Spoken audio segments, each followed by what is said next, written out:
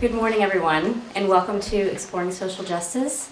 This is a program that is sponsored by the library as well as the Center for Diversity and Inclusion and the K Spiritual Center. We're very happy to have everyone as partners, and thank you all for being here.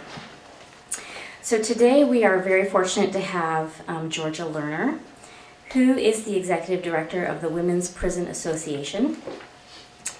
She joined the Women's Prison Association in 2000 as the Director of Program Operations and became Executive Director in 2004.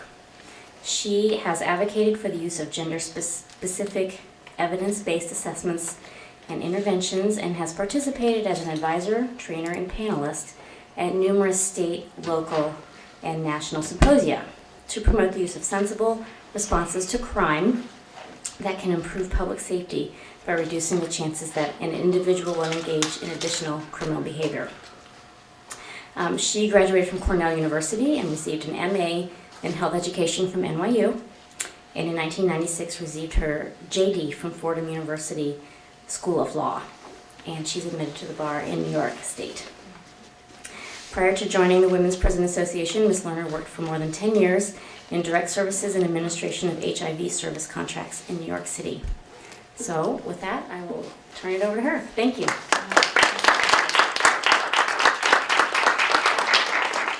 I feel like I'm so old that they really need to take my education off my bio. You can hear me because this is way taller than I am, right? So, all right, well, you'll all just notice that. So, hi everybody. I'm happy to be here. You'll just like wave at me or something. So, I guess my bio said it. I'm really interested in promoting smarter responses to crime because I'm not sure if I need to take a poll in here, but I think most Americans agree that the way that we are responding to crime in this country isn't actually reducing crime or making our public safer or making the people who commit crime less likely to commit additional crimes after they get out of prison or jail or after they've had whatever involvement with the criminal justice system. And I was talking to a few people over here before we got started and kind of got off on my discussion about how I really came to this work by accident, but soon discovered that when I started thinking about it, things just weren't working. And I think a lot of the reasons that things don't work is just that as human beings, we have this tremendous need to punish people. And when I started paying attention to what we were doing at the Women's Prison Association, I really saw that there were these great opportunities for us to try to do things differently. So I'm going to tell you a little bit about the agency, and it'll lead into why we developed this program called Justice Home, which is a really different way of responding to crime where we keep women at home and try to address the actual reasons that that particular woman is involved in criminal justice, in criminal behavior. So, that's our title. Let's see if I know how to, this is the one, okay, good. Okay, so WPA, which is what I'm going to call Women's Prison Association. Also, I'll probably use the term ATI a lot, which is alternative to incarceration. Okay, so, but if I start using other acronyms or something, just yell at me. So we were founded in 1845 by Quakers, who were part of a group that is still the Correctional Association today, that monitored conditions of confinement for men and women in prisons and jails.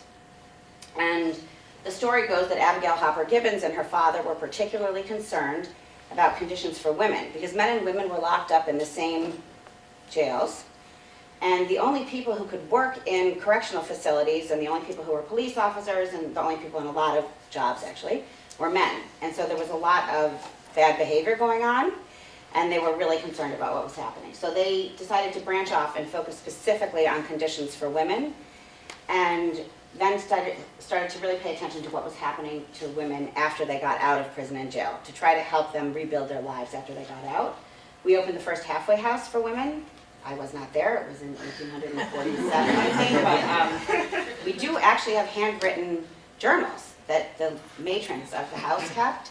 So if you're in New York City sometime and you want to visit, I love having people come and look at our artifacts.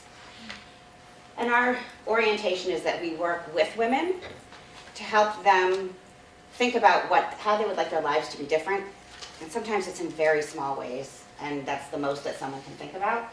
But to help a woman think about how she'd like her life to be different and what it'll take to get there, and then work with her on those steps, whatever they are.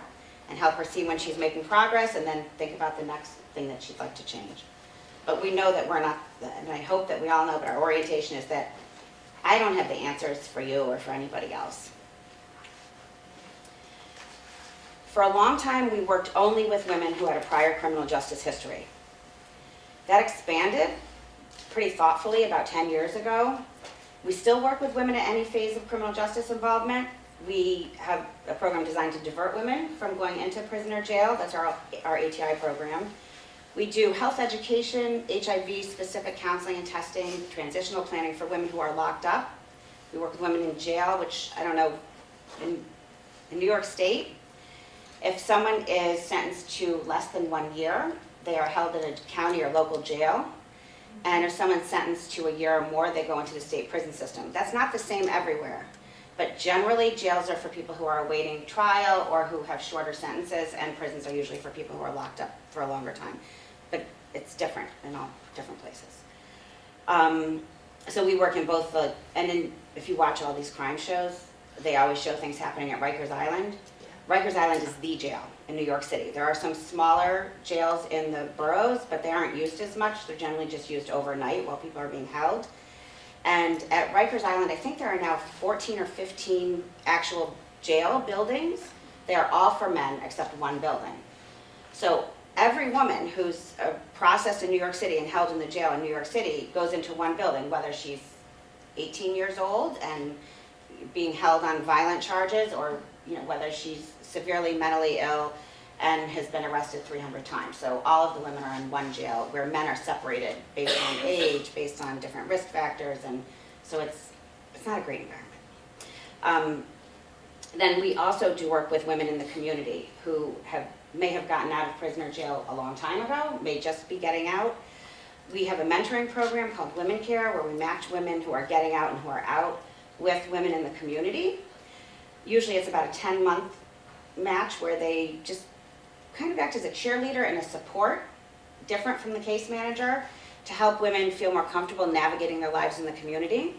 We do HIV counseling and testing. We have an attorney on staff who focuses on non-criminal legal matters, specifically trying to work on child custody, and not necessarily for every woman to retain or get custody back of her children. It's really to support women in making their own informed decisions about custody, and sometimes a woman does want to make the decision that she does not want to keep custody of her children. But it's important to us that a woman is actively involved in the decision about custody and care of her children. So the attorney focuses a lot on that. We have family reunification support, including in a residential program. And then we were recently able to add in the last year a program called the Blackbird Project, which includes a lot of holistic things like yoga, creative arts, and then we also have advocacy training for women who have a prior criminal justice history. Then about 10 years, a little more than 10 years ago now, we started working with women who are at imminent risk for criminal justice involvement. And it may not seem like a big deal, but it was really a big deal because for 100 and something years, you had to have at least been arrested to be a client at our agency. And that work started when we started doing this work with this intensive family support for families where they're at risk of a child going into foster care because the mother's using illegal drugs or has serious mental illness, or often they're co-occurring. And we also have transitional housing for women who are homeless. One of our residential programs is for families, and we focus on families that are reuniting after a mother has been locked up. And the other one is for women who are coming into the shelter system alone and who have a criminal justice history. But a lot of the women don't necessarily have a prior criminal justice history, but because, and we'll talk a little bit more about risks for criminal justice involvement, but the kinds of lives that they're leading and the behaviors they're involved in place them at very high risk to be arrested. Okay, so how did we decide to do this Justice Home thing? All right, a little bit about the context of what was happening in New York City. So, because this program just started a few years ago. So in the first, between 1999 and 2012, there was a big reduction in New York State in the prison population. We're hearing about prison populations exploding all over the country, not in New York State. We actually had a big reduction in the prison population. And a lot of that, and we also had a reduction in crime. So it wasn't like we just stopped locking people up in crime. Why not? Because That's what a lot of, I mean, you may hear political candidates say that. But, people think if you stop locking people up, it's going to be a lot less safe. But in New York, that did not turn out to be the case. And one thing, when we looked at the statistics in New York, we saw that New York City, which used to send more than half of the people to prison in New York State, had reduced the number of people that were being sent into the prison system for drug charges.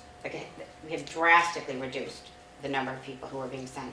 And a lot of that was because people were going into alternative to incarceration programs. My agency had an alternative to incarceration program during that period. It was a residence.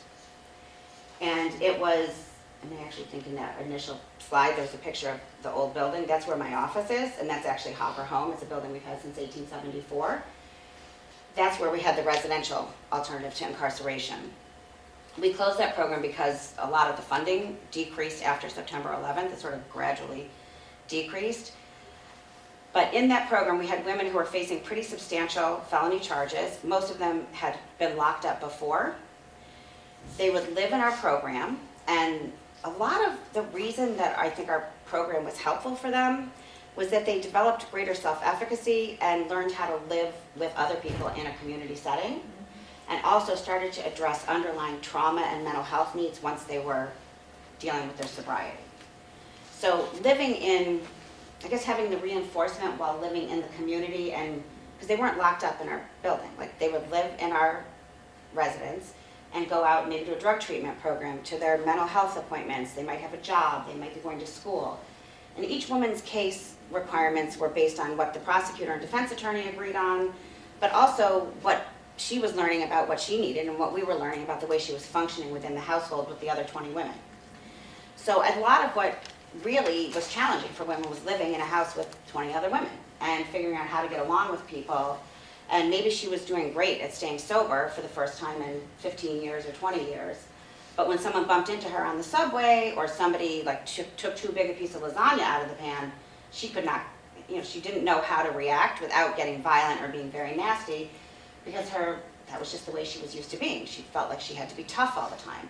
So I think a lot of the learning was around figuring out how to be a whole person without having to break other people down, and how to figure out how to be comfortable when things don't necessarily go your way, how to experience a full range of the human emotional experience and tolerate things that are uncomfortable. And get it, that we are all going to feel sad sometimes and happy sometimes, and it's normal, and feelings pass, and not, because most of the time when we're just getting high and missing all of these emotional ups and downs that were normal. So they became, having this experience of living in a community residence helped people just get used to being human, really. And then also to figuring out when things were beyond what they could handle on their own and when they needed to reach out for more help. So the program was actually quite successful. But you'll see, about 55% of the women who came into the program, who were screened and found to be eligible for the program, actually came into the program and completed it. A lot of the women who were screened didn't want to come into the program. It's actually harder sometimes to do an alternative program than it is to go to jail, because if you've been to jail a bunch of times, you know what to expect. And when you bump into someone or you have a conflict with someone, we don't just fix it for you. We think it's really useful to use the conflicts and the things that happen every day as a way of learning. So it can be pretty difficult. We don't let people run away from the things that are uncomfortable for them. So sometimes women would leave the program because it was just too difficult and they would rather just do their sentences in jail. That wasn't the case most of the time. Most of the women who came into the program did complete it. If they came in after an intake, they completed the program. And the recidivism rate is really low. So for 18 months after people completed the program, it was less than a 5% rate of people even getting rearrested, let alone reincarcerated. So it was quite successful. But it wasn't perfect. Another one of the things that influenced our development of this ATI program was our family preservation program. That's the program I told you about where we decided we would start working with women who didn't necessarily have a prior criminal justice history. Like many nonprofits, we will consider something if it looks like something that would be useful for our clients and there is funding for it. So there was funding to do work with families in their homes and in community settings to help strengthen family function. And in New York City, the Child Welfare Agency is called ACS. So the Child Welfare Agency put out a request for proposals to work with families where the mothers were using illegal drugs, to work with them to reduce the risk that the children would need to go into foster care. So being the Women's Prison Association, we applied to do this work, and it's neighborhood-based, so it was based in a neighborhood. We were applying to work in East New York and Brownsville and Bushwick, Brooklyn, which, if you've looked at any research around New York City, those are 3 of the neighborhoods where a tremendous percentage of people who get arrested in New York City are arrested from those neighborhoods. And then if you look at health indicators like high HIV rates, drug overdose rates, other like poor health indicators, there's a lot of poverty in the neighborhood, a poor high school graduation rate, like all of the things that lead to poor outcomes are in those neighborhoods. So they also had a high rate of child neglect and abuse complaints coming in from that neighborhood, which is why they wanted to target services there. So we applied to work in that neighborhood doing the work, but we wanted to only work with people who had a prior criminal justice history. And they said, well, you can't do that. So around the same time, the Vera Institute of Justice had come out with a study. And I mean, this was like right when I started working at WPA and really had not thought about these issues before. But if someone asked you, like, how do kids who have a mother in prison end up in foster care, what would you think? Because she was arrested. I mean, I would think that I get arrested, the police come running into my house, they arrest me, my kids are in front of the television, you know, probably being very badly cared for. And so then the police take them and they go to foster care. Like that I get arrested first and then there's nobody there caring for the kids. And that's actually not what usually happens. Usually, there's a spike in women getting arrested and incarcerated within a couple months after their children go into foster care. So having their children with them is one of the things that really helps women hold it together. So we decided that that was enough of a suggestion, of a connection, that it would be helpful in preventing women's arrests and criminal justice involvement if we did this work, even if women didn't have a prior history. And the fact that they were using illegal drugs was like enough of a, and I don't actually think people should have to get arrested to get help, right? So like I thought it was good that the agency decided to come along and do this. So the cool thing is that after 10 years, when we had to reapply for the funding, we looked at what had happened with our clients. And in more than 400 families, only 5 people had been arrested in the 10 years that we had been doing the work, in neighborhoods where it is really easy to get arrested. And these were all families where someone was using, at least one family member was using illegal drugs. It was kind of remarkable that only 5 people were arrested. And I'm not just talking about the mother or the children, but there are a lot of other people in the household. So this was pretty remarkable. So, you know, of course, this made me think, well, you know, if this style of working with people is helping to prevent people from getting arrested, then, you know, maybe we could do more with it. So a little bit more about how that program worked. It's, really the key issue is that it's home-based and it's really intensive. The staff go into, now we have clinical social workers, or people who have at least a master's level degree, working with families, but not like the man going in and telling people what's wrong. They have a lot of clinical knowledge and skill, but they really go into a home and try to figure out what's important to the family and try to observe how the family members function in relation to each other. And then they don't really embed themselves with the family, but they look at what's working, try to find out what's important to the family, and help the family figure out how to work better in their own life. So kids, a lot of the complaints that would come in that would, you know, be the reason that the case would get referred to us in the first place would be that kids weren't showing up for school regularly, or they were coming to school wearing the same clothes every day, they were coming without a lunch, they didn't have their immunizations, the kinds of like neglect type complaints, but kids weren't found to be in imminent danger. And in all the time, I mean, in my 15 plus years at WPA, I will say I have never seen a case where a mother who may be like really doing the worst job imaginable, none of these women none of them want to be bad mothers. They all love their kids. They are doing the best that they know how. And the fact is they don't know what to do. And we wait to tell people they're doing it wrong instead of working with people and trying to model how to do things and show people what works without making them come to a class and like calling them out for like being idiots first. So we really try to be there and like kind of walk along with people, help them navigate in their own lives without making them ask for help every single time they realize that they don't know how to do something. A lot of women, their kids weren't doing well in school, or they weren't sending things in because the women don't have great literacy, like they couldn't necessarily read everything that was coming home, or they left school pretty early and they're totally uncomfortable going into a classroom and going for a parent-teacher conference or having to set foot in a school, even if it's something good. I mean, it may have been a school assembly where their child is singing and the parent does not feel comfortable or doesn't know how to read the map to know where to go in the school. So sometimes it's something that's so basic and has nothing to do with how they feel about their children. So we really have to go in with no assumptions about how someone feels about her children other than that she's open to making some changes. And almost every family is able to stay together. And then our work in reentry, including our housing programs, also just highlighted these things that we already know. After people are done being locked up, they need the same things that they needed before they got locked up. Like sending people to prison does not fix any of the things that were going on before. They still have parental stress and family instability. They're still unemployed, even more difficult to employ after they have a felony conviction. If they had a place to live, very often women who get locked up lose the place that they had to live, either because they don't have an apartment anymore, or because the people they lived with are not allowed to permit them to come back, or because they won't let them come back.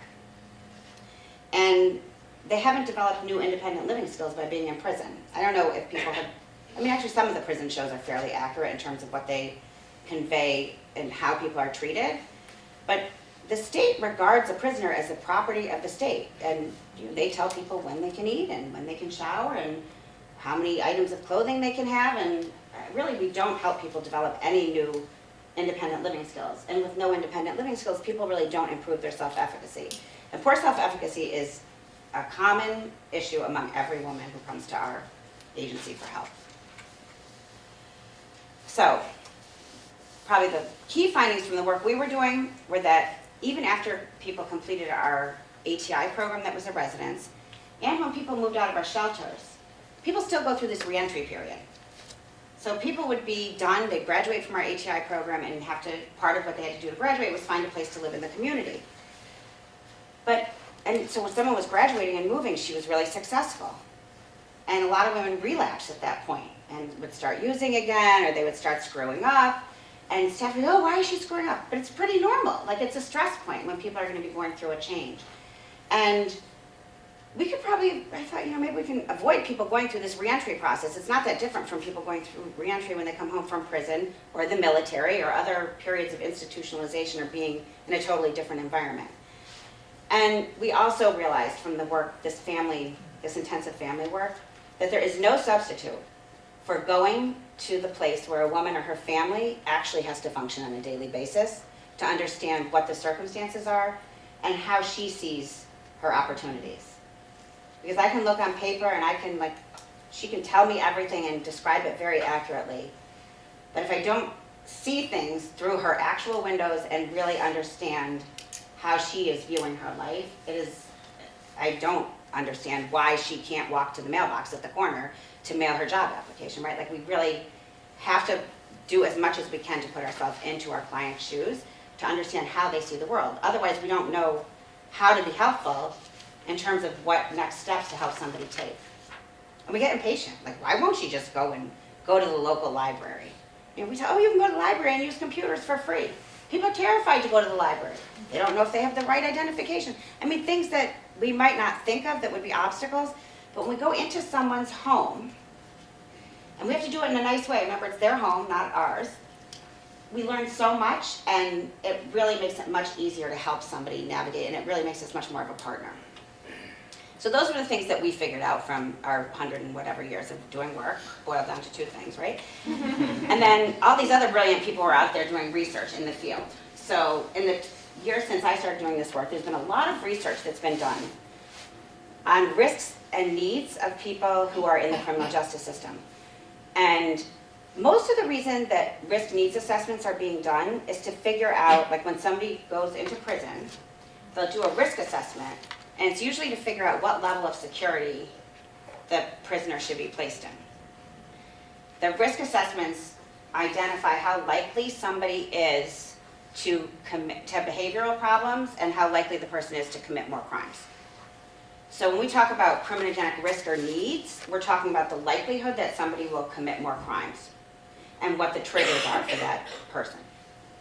And then at the same time, so first there were these risk needs assessments that were developed, and they were validated for men and for women. And it's fine that they were validated for women, but they were missing a whole lot of information for women. So they were valid for women, but they were making women seem more dangerous than they were because they were leaving out huge parts of information that are important for women. So there were also risk needs assessments that were developed specifically for women. And there were also interventions that were evidence-based that were developed for women. So, I mean, my husband's a dentist, they talk about evidence-based dentistry. Sometimes it sounds like a little bit like baloney to me, because I'm not always sure what it means to say that something is evidence-based, because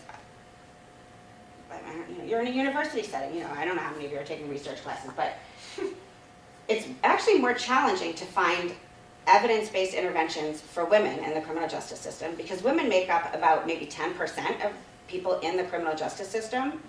So if you're going to sell an intervention, and believe me, there's money to be made in these interventions, you're going to test the interventions that are for men or that are gender neutral, because you're going to sell a whole lot more of them, because there are a lot more men who are going to go into these programs, and there are a lot more people providing programming for men. And the interventions that are effective for women tend to require that you have a smaller number of people in a group. Women are relational. There are things about the ways that women relate to each other and the ways that women arrive in the criminal justice system that change what the requirements are for how we work with women. So it isn't effective to throw a woman into a classroom with 50 other women and teach them how to cut hair or something and say that that's your intervention. I mean, it's good to do that too, but that's not getting at the underlying risk issues. So there aren't as many interventions that are for women specifically or that have been evaluated to see if they're effective. So fortunately, some things did get assessed. So those things happened. Very quickly, some of the differences, because I keep saying there are differences in why men and women end up in the criminal justice system. Some of the things are the same. So men and women who are in the criminal justice system, and this is very general, but sometimes generalization, there are some truths in generalization. So antisocial attitudes and antisocial peers are found in men and women. Temperament and personality tend to be issues. A criminal justice history or a history of behavioral problems is found to be a risk for more criminal behavior. Well, like we can't really change our history, right? Family problems, like family dysfunction, is a risk factor for criminal involvement. Poor vocational or educational achievement is a risk factor for men and for women. And poor employment is a risk factor for men and for women. For women, mental health issues, which I don't know why we call them mental health issues, mental illness is a major risk factor for women to commit crime. Usually the way it shows up is that women are using drugs, illegal drugs, or illegally using legal drugs to treat symptoms of mental illness, and that's how they often get involved in drug trade. But sometimes mental illness is related to a prior trauma. Sometimes there's a diagnosis of PTSD, not necessarily. But mental illness, trauma are major issues for women. Like, I think about 85% of women in prison in New York State have a diagnosed mental illness. I would say that at least 85% of the women in our shelters every single day, and just my agency shelter, have a serious mental illness. The women in our alternative to incarceration program all have mental health needs. Not necessarily like serious mental illness, but all have something that needs to be addressed. Parental stress and parenting skills needs, which is different than family dysfunction. I have 3 kids. I can actually talk, and we're about to find out about college decisions for 2 of them this week, which is a little scary. But parental stress is an overwhelming feeling of not knowing if you can handle being a parent, from not knowing if you can afford to pay to take care of your children, not knowing what to do, not knowing if you're just being furious when your 2-year-old wets the bed, or not knowing what to expect and not feeling like you can handle it, and also knowing that you can't just run away from it. I mean, they're there. They don't just go away when you don't feel like being a parent. for women, for women who are mothers, parental stress is a very big risk factor for criminal justice involvement, and it does not show up for men, even though I think as many men in prison are parents as women. Substance abuse is a risk factor. Poor self-efficacy. For women, this is really a big issue, really huge issue for women in the criminal justice system. And poor community stability. Being poor and having unstable housing is a big issue. And often unstable housing is related to domestic violence, which is, there's very, very high rate of domestic violence among women in the criminal justice system. And does that make sense? Are there questions about any of that?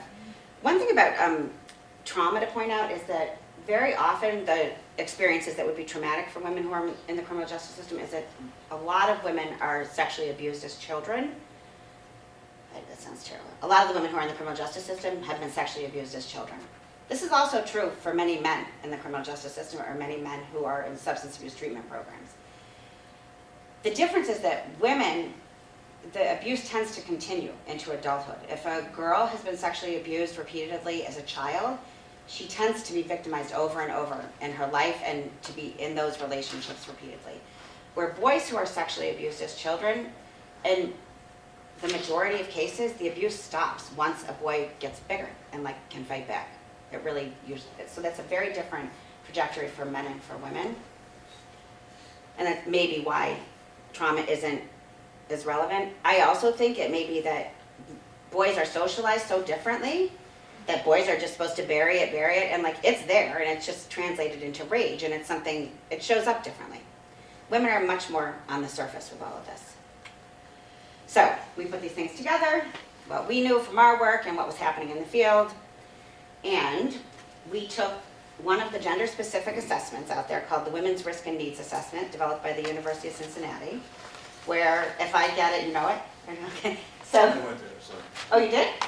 So we, it's an instrument that, I don't know if people ever took those quizzes in Cosmopolitan magazine. It's not that I picked one of those up in 15 years, but I mean, women do, it's an interview. It's a pretty in-depth interview. It takes about 45 minutes, but at the end, we actually score the interview, and it will give us a score for different areas, showing that parental stress it'll give her a risk score for parental stress and for substance abuse and for mental illness and for antisocial associates. And so it actually identifies the issues that are creating risk for that woman. And then if they are risks that could be addressed in the community and not addressed in prison, which the only thing I know of that should be dealt with by locking people away is what was Ted Bundy? People who are psychopaths. I mean, people who we can't really treat. I think that's the only thing I wouldn't try to help someone in the community. People have mental health needs, people who have parental stress. People don't become better parents by sending them to prison. And for children, even if they have the worst parents in the world, it is an adverse childhood experience to have your parent taken away from you. So if a woman has risks if a woman is low risk, if we do a risk needs assessment and she comes back as not being high risk for anything, we actually don't want to work with her because we don't want to keep people in the net of criminal justice supervision if they're not really at risk for committing any more crimes. Now, fortunately or unfortunately, most of the women we see have a career of getting into little bits of trouble until they have a bigger arrest and the judge is really thinking of locking them up on a bigger charge. So they usually have a pattern and are high risk of getting arrested again. So they're usually high risk for rearrest and usually low risk for public safety. We do have women with violent charges and we don't care. I mean, it doesn't matter to us. They're not usually randomly going out and doing things. They're usually in a context that makes sense. But, so there's not really a shortage of women who would be good candidates for the program. And the reason that they're good candidates is because every time they get arrested and sent to jail for 2 nights, nothing is changing. And we need to do something different. So we will advocate to have a woman stay with us, and she will stay in the community, and she stays at home. And our staff go and bug her. I mean, they go into her home and work with her to understand what her risks were, to understand what's important to her, and to set goals that will help her reduce the risks that she'll be tempted to be involved in additional criminal behavior. and also to build other parts of her life so that they work better for her. Ideally, we want women to be functioning safely in the community and to be part of a community that isn't just the community of people who may have been her associates in criminal behavior. And also, most of the women are parents. A lot of the clients we are in this program are parents. And they really need help understanding what's normal with their kids. We have parenting classes. We do a lot of different things through some of our other programs. And the women in this program also can participate in those things so that they learn things that they really, just skills that they don't have. So by having someone in the community, she can connect to all sorts of resources that are there already. And she's still living her life. Like, it hasn't been interrupted by sending her to prison. And her kids haven't had this horrible experience. We also use some evidence-based interventions, because funders like that, and we also like these interventions. Seeking safety is something that's actually validated for men and for women. It's for people who have survived violence or trauma. And that can be done individually or in groups. And then we use Moving On, which is I think it's 12 sessions. It's a group intervention. And it's really kind of one of my favorite things. I think, I have the picture. This is just what I just told you about it. I thought I had a picture of group. Okay, Moving On is a group intervention. And most of what we're doing, we're going out and seeing women at home and like helping them navigate their own lives. So like if they have to go to court, we'll go with them, but we really want them to stand up and speak for themselves. And they report very regularly to the court. But the women don't want to come to the office to do this group. And what do you think they say? I don't want to be in a group with women. I don't like women. I'm not telling people my business. Do I have to do it to finish the program? Is the judge going to let me graduate if I don't go to this program? In every case, women who have been so tough their whole lives and who feel like they've got it all together have been carrying some horrible secret. And they feel so alone and they're so ashamed and they do not want to say it out loud. And they're so afraid that they will be in a situation where they are forced to reveal something. And they think it will kill them. Like, they really do not think that they can survive having to share something. They don't want to be put in that setting. And every single time they go in and like they're keeping their mouths sealed shut. They are not going to share anything. And then within the first session of participating in group, they realize that they are not alone. I mean, they have felt it's tragic, really. I mean, for years, they have felt like they're the only person whose stepfather had sex with them or who somebody ever told that they had to keep a secret, or who someone told it was their fault that something happened to them. And it really became a part of their psyche, and so much of the reason that they had this tough exterior and way of being so guarded all the time. It's this weight that they have carried around for years. And it's the most liberating thing when they realize that they have not been alone all this time, and they find this peer group in a safe place, and then they can't wait to come back. And they love the group so much and really get so much out of it. And having that group, it's got cognitive behavioral restructuring, and it has a lot of things that our funders want to see, but it also builds on the fact that women are relational and really get a lot of important information through the feedback that they get from peers. So they love the group. The way that we tell if women are successful, because we also didn't used to have ways of measuring with numbers. We could tell how many people had stayed out of prison or jail for a certain period of time. But within the program, for each woman, the things that we look at, like if a woman's risk relates to her mental illness, we really monitor and check that she's engaged in mental health services and check in with her. And, often when people get to the more difficult issues, they want to stop going to appointments. Like, has any of us ever had that before, right? Like when things get hard, we decide, I'm not going to go to my appointment this week. So we really stick with women and help them figure out how they can get through the periods that are very scary. And these are things that we report on to our funder. Like, these are the things we think are important. And what they end up leading to are lower risk scores. So we actually re-administer the risk needs assessment, and their risk scores have to have gone down for them to complete the program. And then there are other goals that they have set. Things like if drug use was an issue, sustaining sobriety, looking at the stability of their families, and looking at child development milestones. It is really individual for each case. It hasn't all been delightful, though, I will say. Even though, we're a long-established agency, people like the work we do. People are not so afraid of letting women do something different because they're not that scary compared to you know, and if we have women with assault charges, I actually have judges and prosecutors who are willing to work with us.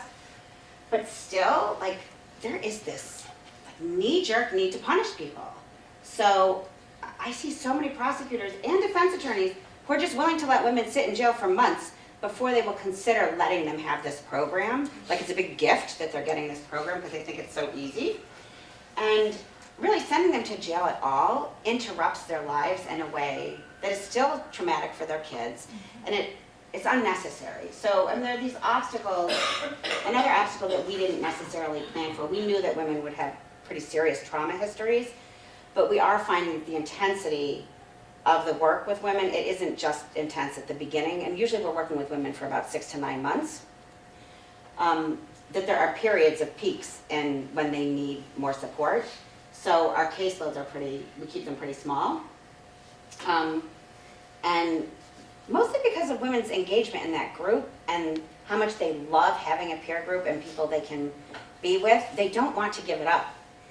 And so we are working on creating a structured aftercare, sort of an alumni network, but having a forum for it so that we don't have to run it, they don't have to feel like they're clients, but we really want to have a space where they can come together and still have that feeling and provide feedback for each other and sustain that good feeling and have these positive peers. And then looking forward, the things that we're really, trying to change. It's a big issue getting people into the program fast enough, because if we don't divert them fast, then we do really lose ground with their kids. And if someone's out of her apartment for a few months, sitting in jail, just doing nothing, it's very discouraging. And also she's lost her job, she may lose her apartment. I mean, there's nobody out there paying the bills for her. So we're working specifically with the Brooklyn District Attorney now, who's a new district attorney in Brooklyn since we started the program, to try to get women screened right away, like at arraignments. Because we're doing screenings for bail, we aren't, but there's an agency that does screening for bail. So when we do bail screenings, we actually would like to be screening women at that point and see if we can get people diverted right away so that they never get processed into the jail. And then my next goal for the next 10 years is that when people enter our program and all of the other ATI programs in New York and that I know of, they are required, and it's up to the prosecutors, they make women take a plea. They plead guilty, usually to a lesser charge. And then when they complete the program, the charges are dismissed. But like if you have an immigration case, nothing ever goes away. And unless you have an attorney that you're paying, or you know where to go to get help with your rap sheet, things don't just disappear. So I don't understand why they don't just defer prosecution while someone is in an ATI program. And I had an experience many years ago when I first started at WPA where that actually helped me, it's all helped me figure out what I think we should be doing in this world. Our babysitter got arrested shoplifting with one of my children. And when I went to court with her in Nassau County, which is a suburb of New York City, all of these white teenage boys were getting ACDs, which are adjudication and contemplation of dismissal, so that if they didn't get in trouble for the next 18 months, it was as though they had never been arrested. That has never been offered to any of our clients. So I'm beating the drum for this with all of the DAs in New York, because it just seems to me that they don't consider it, so we have to ask for it. I mean, I also think that our staff haven't necessarily known to ask for it, and I don't think anybody has ever offered it to our clients. And there are a million reasons. I mean, if you're having a public defender, they're so overwhelmed, they're just trying to get you the quickest deal in and out. And if you ever were arrested before, they presume that you're guilty of something. And so they think they're doing you a favor if they help you just, get out on a lesser charge. So I think, no matter how much great work we do in reentry, which is how WPA got started, was helping people after they get out. If you have a felony conviction, there are ways that it still limits people. And the Second Chance Act is this wonderful federal bill, and there's funding attached to it and everything. And we can do all we want. But, once a conviction is recorded, with our social media and, it's impossible to make things go away. And it doesn't really matter what the law is. people are really biased. And I see that with many of our clients who have done really well, even years later, they might be going to get an apartment or something. And every person who meets with them is like, thinks they're the judge all over again and feels like they can interview people about the circumstances of their crime and have they really paid their, and it's just ridiculous. And it's, so in any case where we can avoid having a felony conviction attached, I think like that really needs to be what we try to do. And, I mean, this is just sort of a takeaway that like, really you shouldn't have to get arrested to figure out that you have mental illness or underachievement in education, or that you need help taking care of your kids, or you don't know what to do, or you need help finding a job. And really most of what we need to operate, to help women operate safely is already in the community. And I go to a lot of meetings where people are bitching about the fact that prisons don't do a good job providing mental health services. Well, you know what? Prisons aren't mental hospitals. They are de facto mental hospitals. But that is not the reason they were created. And I don't like it that people get very poor mental health care while they are locked up. But I would prefer that we put our energy into providing mental health treatment to people in a setting that is designed for mental health treatment instead of trying to glue it or just throw it on top of a prison where the setting itself is going to be traumatizing for anybody who has a prior trauma history. It's just like, let's not try to retrofit everything into a prison setting when we already have institutions and community resources that would do a much better job of providing these things. And we have people who are willing to, we could take those resources and spread them around and provide the same kind of support for people in the community without damaging as many lives. Okay, should I show this little, I don't know if I need to show this. I'm not sure. It's this video about our 170 things. But we don't have that much time, so I wondered if people have any questions. Thoughts or comments?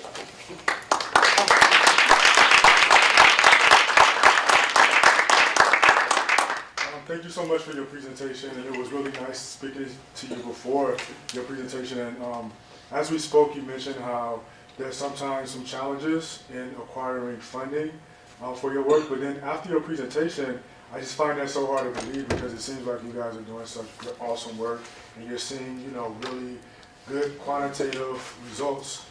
So can you speak a little bit more to like the challenges to getting funding and what needs to change in like the reentry landscape in order to empower organizations like yours? Well, I mean, excuse me. We were talking before. I was saying a lot of people think, have you all seen Orange is the New Black? So Piper Carmen, who wrote the book, and if you didn't read the book, I urge you to read the book. I love the show, but it's so different from the book. And Piper, who wrote the book, is actually the vice president of our board of directors.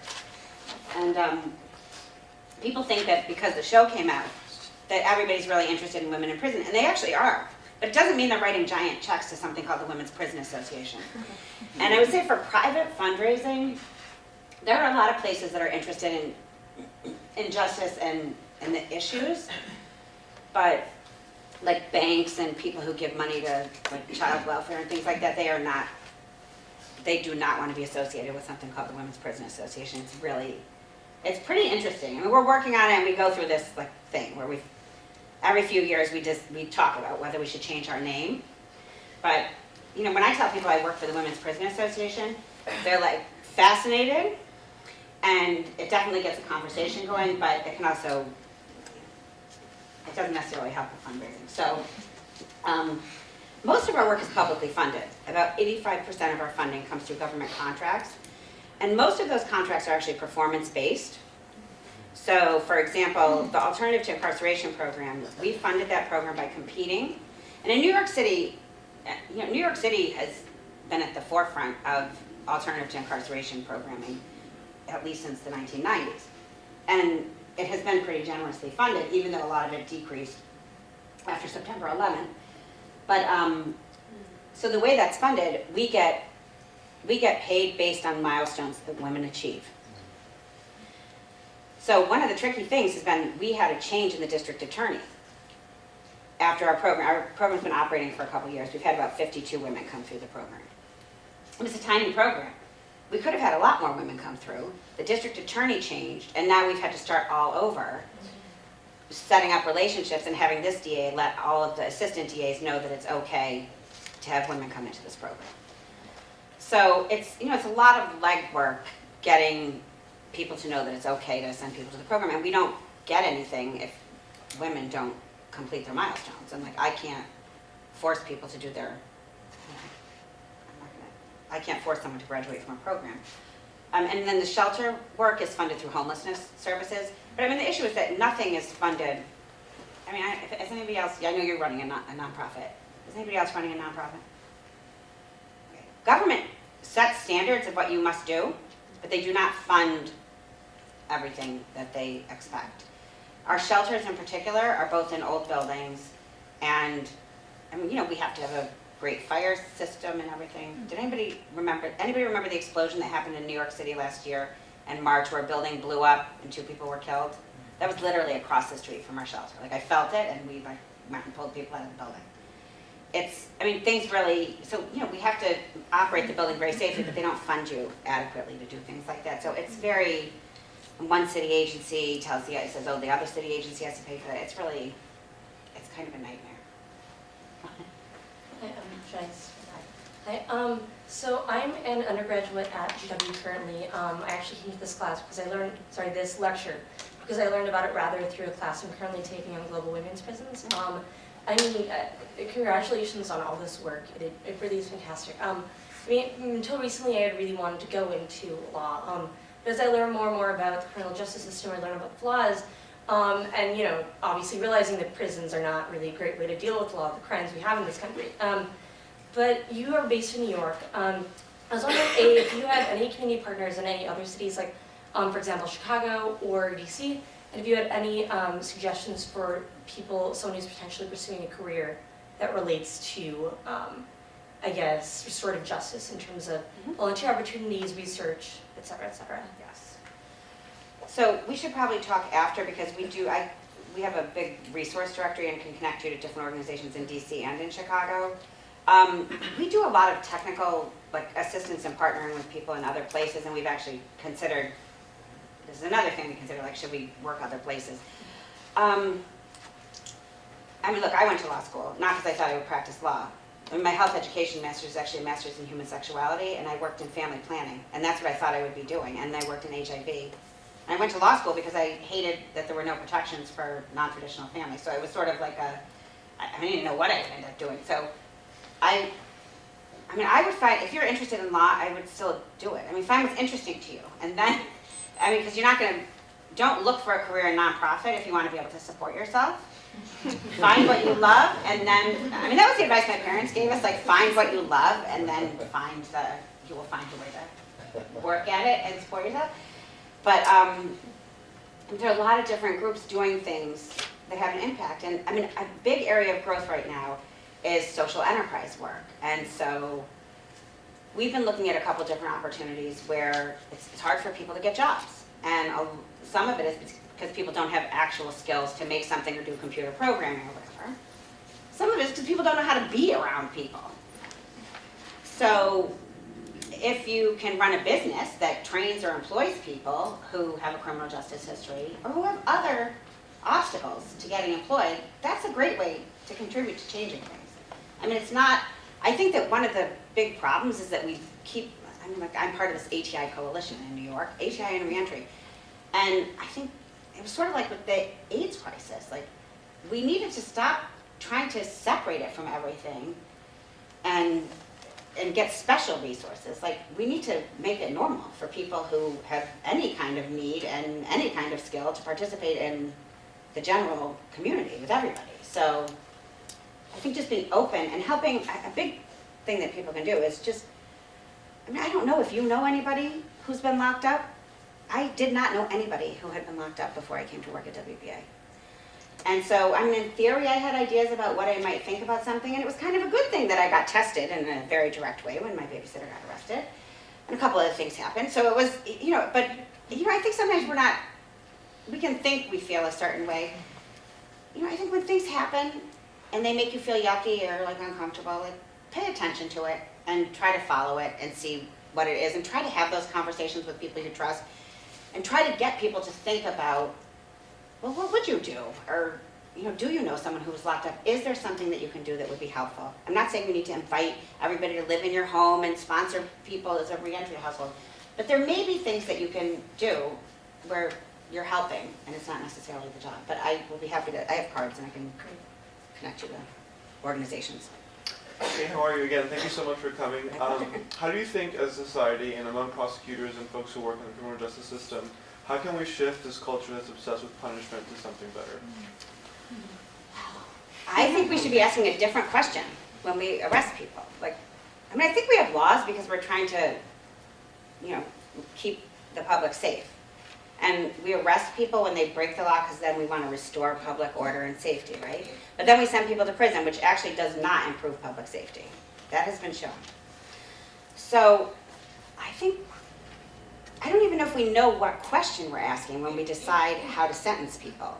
I think we have to go back to square one and say, what are we trying to achieve? This is the question I'm always asking staff.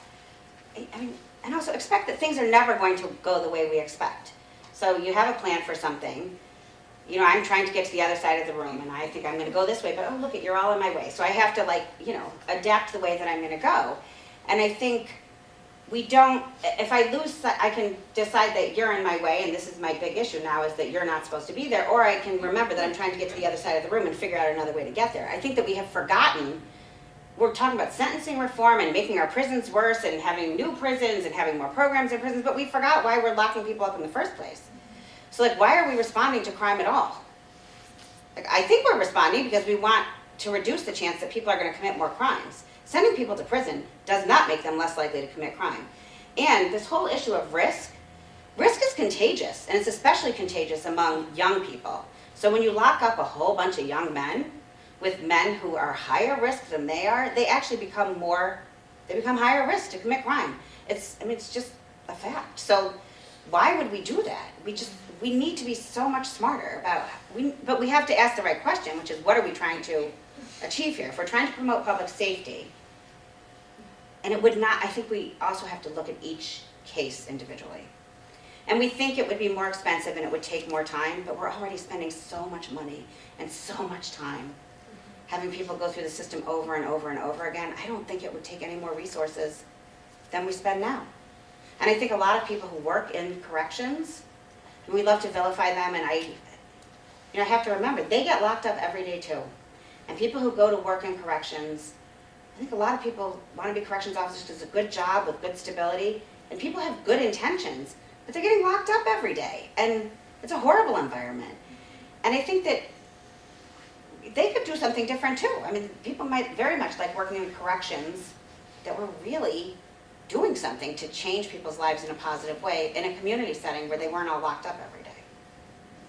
And then I think we take the prisons that are closed and we use them as sustainable energy settings, right? We could use those as the wind farms because they're already behind barbed wire and nobody has to look at them, right? They won't be an eyesore to anybody. That's a good idea. Isn't it? Yeah. In New York, we have these empty prisons.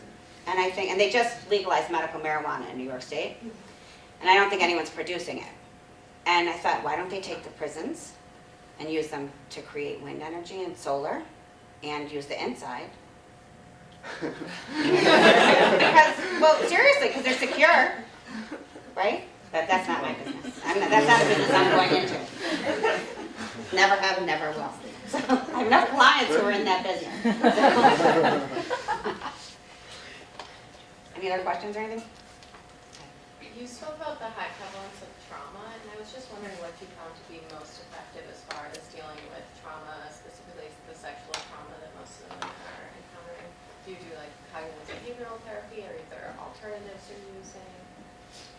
It's interesting. There's some research, and I am not a therapist or social worker. I like to pretend that I am. And we do have staff who are. And our staff actually don't usually do the therapeutic, they do group therapeutic interventions, but not mental health therapy. A lot of what they're doing is helping women get comfortable enough to engage with a therapist in a longer term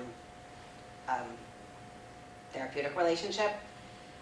there have been like kind of mixed reviews about women's responses to cognitive behavioral interventions if they're trauma survivors. So it's mixed. I mean, they love moving on because it's not just cognitive behavioral restructuring, and it's comfortable.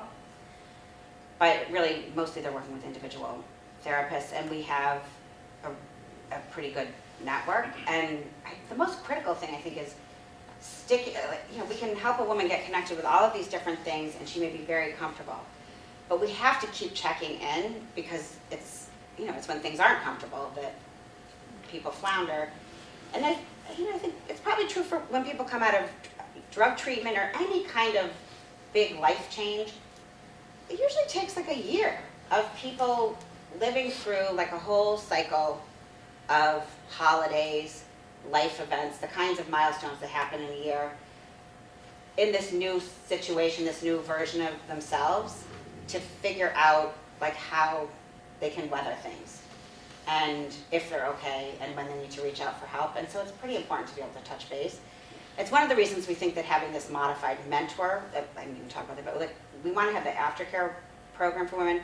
One of the things we're thinking about having is a mentoring program, not the intensive 10-month mentoring we have for women who are just coming home from prison, but a mentoring program for women after they've completed Justice Home or other programs where it's someone who would touch base with them maybe once a month, maybe once every 3 weeks, but someone who's definitely there checking in and can be a liaison to the agency, because we don't want people to feel like they have to be our clients forever. That is definitely not the goal, but we want women to feel comfortable reaching out and become fluent at figuring out when they need help and knowing where to get it. I had a sort of a more specific question. I was wondering, so if I understood correctly, Justice Home serves women in their actual homes. And so I was wondering how you deal with household dynamics, because not everyone living in that home is your client. And so how do you navigate that if there are DV going on or unsupportive elements or people, Yeah. and so how do you deal with that? And some women, also sometimes home is a homeless shelter for some of the women. There's often DV, and that is often a big part of it's often one of the goals is to improve the safety of her situation. Everyone in the house really is the client. And they're not necessarily getting an assessment and a case plan, but often we are working with other people in the home to help them get help that they need. And people who are involved in that woman's life are, to the extent she's comfortable with it, are invited to participate in us working with her, because it helps support her in moving forward. A big issue for a lot of the women is these the antisocial relationships, but also unhealthy relationships. And we'll see women and they have like the worst boyfriend in the world, and sometimes it's domestic violence, and sometimes it's someone who she's been carrying drugs for, and she'll do anything for him. And when he was locked up, she spent all of her money going and visiting him while he got 5 new girlfriends and a wife and 3 kids while he was locked up. Like, really? I don't understand it, but it happens all the time. And so we can see that this is not a good relationship with her. This is not doing anything to build her up. She's benefiting in no way from this relationship, but we can't tell her that. And so we have to respect all of her relationships. This is one of the challenges for staff. Like, how do you really keep your own reactions out of your work with people and find a constructive way to process all of it? Because we see people doing things that we know are not going to help move them forward. And, we don't say, oh, it's fine, that's great that you're with so-and-so, but, we know that the change comes when she is stronger and has a better sense of self and what she can do on her own and is starting to make that move, instead of us saying, well, you got to get him out of your life. If it's a dangerous situation, we won't leave someone in a dangerous situation, but we haven't had that. There's been some issues with, there have been some tricky issues with, we aren't allowed to take people who have gun charges because of, it's a limitation that the funder put on the contract. We actually don't care so much, because usually the women are getting gun charges because they're in a car where there are guns. But we have had we had one woman where she went and got a gun because in the case, she had been threatened by someone and she was afraid of him continuing to threaten her.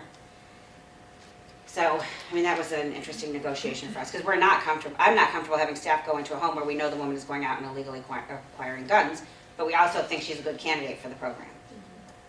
And like, there really is no case that we wouldn't take as long as her risks and the needs that she has are consistent with us being able to help her address them in the community. And she has to want to, you know. That's important. Have you had the opportunity to work with women seeking discretionary release from a sentence, like through parole, and how successful have you been with that? Not in Justice Home, but I mean, we do work with a lot of women who are on parole. Our mentoring program actually is for women who are coming out of prison on parole.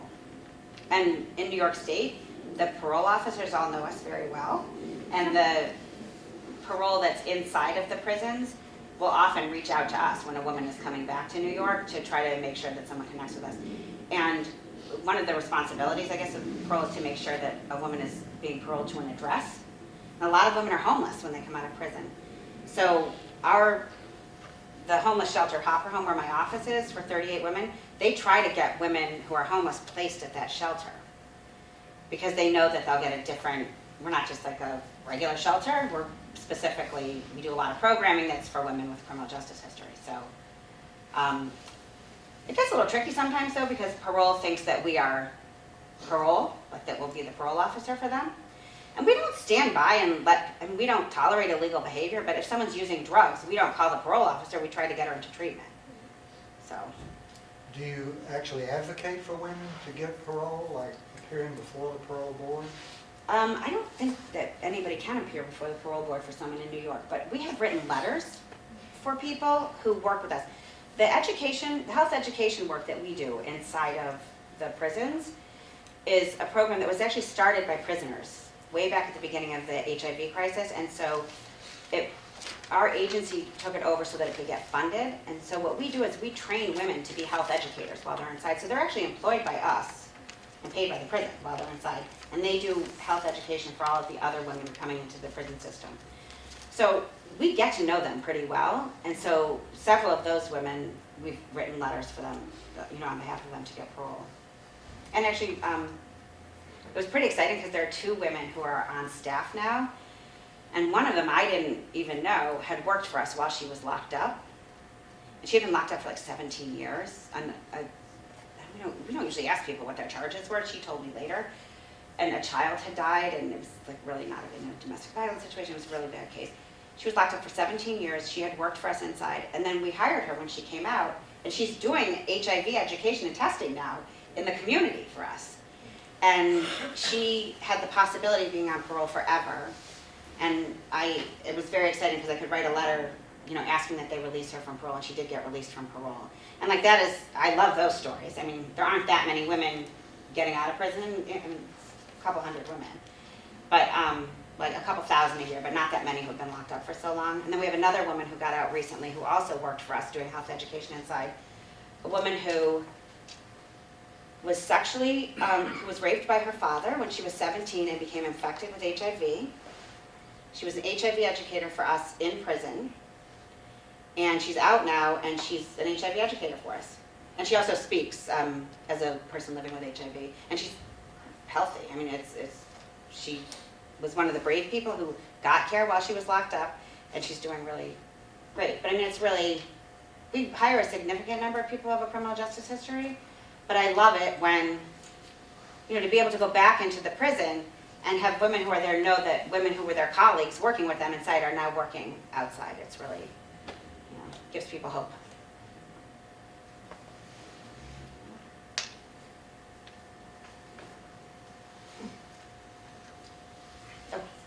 Yes, have you had to, or your organization had to deal with trauma with staff, dealing with such kind of in the weeds with people day to day with their issues? So does that come up at all? Yes. It does, and one of our newer staff members, so we have an employee assistance program, which I I don't know, I mean, I can see people are at like different stages in their lives and careers. When you're working someplace and they tell you, oh, we have an employee assistance program, it's a real thing and it's a good thing to use it. We encourage people to use it a lot. We had one woman who lived in the shelter, just the single shelter, who had moved out, and a few days after she moved out, either she jumped or was pushed out of a window a few blocks away from the shelter. So it was pretty upsetting for everybody. And it was really upsetting because staff were trying to be supportive of the residents who were still at the shelter, who knew her. But they also, of course, were upset by this experience. So we have the employee assistance program, which they send counselors actually they'll work with the whole staff and with clients. And then we have someone on staff who has been doing secondary trauma work with our staff and also with clients. It's actually, I wasn't sure how it would be received. Like, we offered it as an optional thing, and people are really taking advantage of it. And our child welfare program, that's the program where we see a lot of stuff comes up for people. I mean, I think there's, of all of the beliefs that we have and maybe aren't even like conscious of what we think, and we all have biases, of course, and all these things we think. We may not think about it, but we all have ideas about like what mothers are supposed to be like. And when we see how dysfunctional families are sometimes, and sometimes we hear mothers and kids say things to each other or see the circumstances in a household, and they really, they seem pretty upsetting. I will say they always get better. They do always get better. I had one staff member who worked in a jail-based program at Rikers Island, which is the pit. I mean, it's horrible there. The officers aren't nice. It's just really an awful place. And she was learning about other programs, so she went on a home visit on the foster care prevention staff. Went into a household and, sat down, and there were roaches crawling on her. And the household was really a mess, and it was disconcerting. But the little boy came out to show her his report card and how well he was doing in school. So, even in this situation where like she was really skeeved by the whole thing at first, it was, there really are these like glimmers of light. So usually there's something that makes it tolerable, but the real, and we have had a couple families where a baby died, which was pretty upsetting. And sometimes staff it's not necessarily the staff person who is working with that family, but there is reaction. So. Does your organization offer any services, I guess, to relatives of people that are involved with the program? Because treatment is tough, but it's especially tough for relatives and brothers and sisters who are related to the person in treatment. So do you refer family members to anybody, partnering agencies, if you have any services that your organization offers? Not as much as we'd like. I mean, in the family programs, we work with everybody. Often it's connecting them with other services, but it's been interesting. I think that one of the big obstacles is that every funder out there wants to fund one thing. It's like our homeless shelters are funded by the Department of Homeless Services. Very little of our work is funded through corrections. I don't know if we have anything funded through corrections right now, actually. And then child welfare wants to fund child welfare stuff. And so when we applied for mentoring money, we got mentoring money to work with women who were coming home from prison. We wanted to apply for mentoring money, not necessarily to work with children of incarcerated parents, because we have colleague agencies who do such a great job of that. Like, I don't need to take that over. We're not the best at it, someone else can do that. We actually wanted to work with families of women who were coming home, and it's really hard to find funding for that. And when we did apply to do some mentoring with children, if we could work with the mother inside, and also with whoever was parenting the children while the mother was locked up, and that wouldn't be funded. So it makes a lot of sense to work with the whole family. And when families move out of our shelter, we think it would make a lot of sense to have aftercare. That would make too much sense. They'd have to create a whole new government bureau to fund it and, monitor it and have 10 more case managers so that with every agency you have a case with, you have a different case manager. There's not a lot of efficiency in the way we do things. Do you have any like policy prescriptions for New York City and New York State to help reduce, the rates of these women getting into prison? I mean, of course, we think what we do makes sense, but we're part of this group, the ATI Coalition, and the coalition actually put out a pretty good set of recommendations on policy for the city and I think for the state. I'm pretty sure I can share that, because I think we shared it with our state and city governments, and I'd be happy to forward that. My contact information's there, I have some cards, so if you want something like that, I can. Thank you.